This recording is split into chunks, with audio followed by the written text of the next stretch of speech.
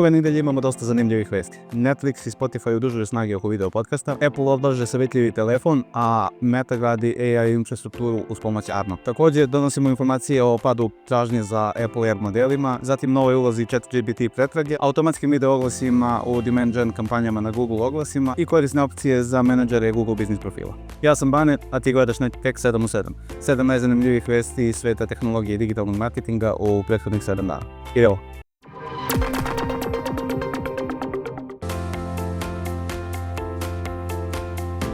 Netflix i Spotify objavili su partnerstvo koje od 2026. godine donosi video verzije Spotify podcasta direktno na Netflix. Prva faza naravno kreće u Americi i uključit će 17 najznačajnijih naslova iz Spotify kataloga. Video podcasti neće biti ekskluzivni i bit će dostupni kako na Netflix, tako i na Spotify platformi. Za korisnike to znači više kvalitetnog sadržaja na jednom mestu, a za kreatore novu priliku za proširenje svoje publike bez potrebe za promenom platforme. Ova saradnja također prikazuje i sve zrelije preplitanje streaming i podcast industrije.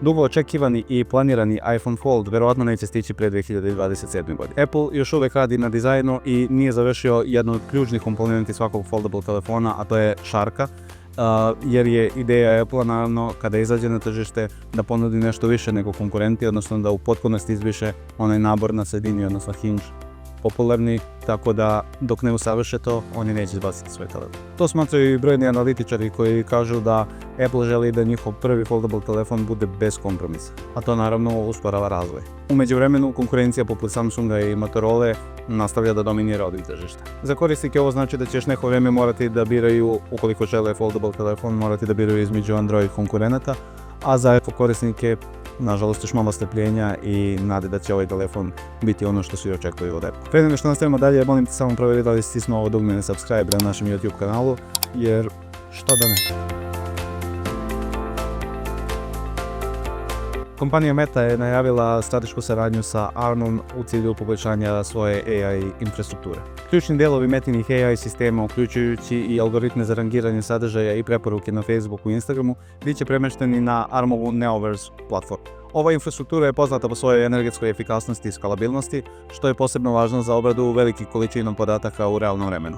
Ova saradnja uključuje izgradnju dve ogromne AI baze, Prometheus u Ohio i Hyperion u Luizijani, koje će napajati nove AI sisteme uz pomoć više gigavata energije.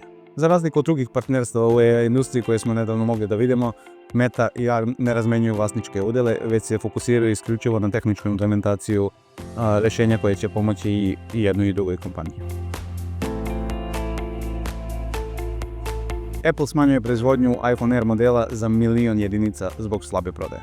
Iako je iPhone Air najtanji i najelegantniji telefon koji je Apple do sada izbacio, korisnicima očigledno više znače performanse koje pružaju Pro i Pro Max modeli nego sama elegancija ovog uređaja. Cijela iPhone 17 serija beleži značajan rast, naročito osnovni iPhone 17 model koji sada ima 120 GHz osvježavanje ekrana, bolju bateriju, dakle uklonili su one kompromise koje je taj telefon do ove godine imao. Zato Apple sada usmjerava svoje resurse upravo ka tim modelima na uštrb iPhone 17 Air.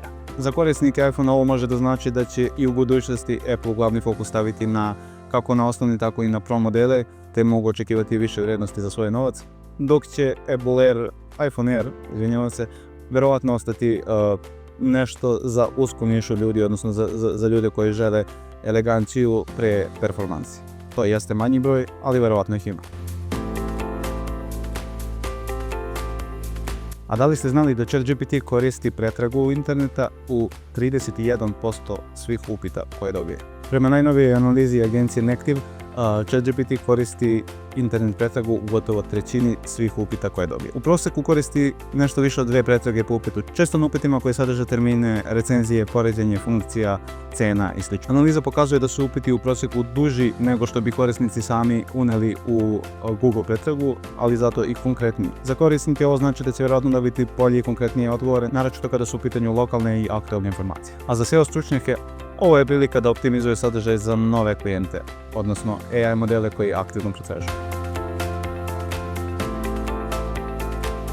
Od 31. oktobra svi oglašivači na Google Adsu koji imaju aktivne demand gen kampanje sa statičnim kreativama dobit će automatski generisane video formate za svoje oglas. Google će koristiti postojeće slike i tekst kako bi kreirao animaciju i plasirao je na platforme kao što su Google, Discovery i ostale placementi koje Google oglasi serviraju.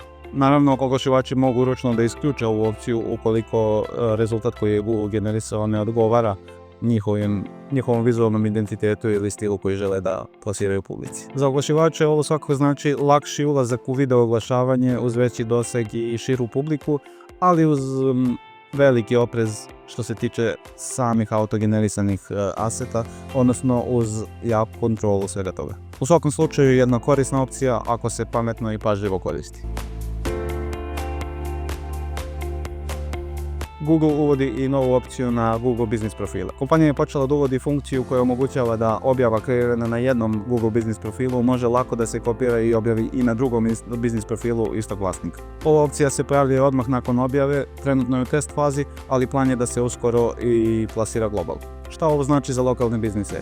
To znači uštedu vremena ukoliko jedan lokalni biznis ima više lokacija, znači smanjuje mogućnost greške pri vođenju više lokacija i omogućava efikasniju komunikaciju sa publikom na nivou cijele mreže. Dakle, vidjeli smo da video podcasti dolaze na Netflix, iPhone Foldable kasni, a Meta prebacuje svoje sisteme na app. Apple prebacuje fokus na osnovni i Pro modele iPhone 17 serije umjesto na Air, dok ChatGPT menja SEO pejzaž. Google Ads automatski pravi video oglase, a Google Business funkcioniše jednostavnije nego ikada do sada. To bi bilo to za ovu nedelju. Ako ti se svidjela epizoda, znaš već like, share, subscribe, a ukoliko želiš više informacija o ovim, ali i mnogim drugim vestima iz sveta tehnologije i digitalnog marketinga, posjeti sajt nettech.rs, a mi se vidimo sljedeći ponedjeljak.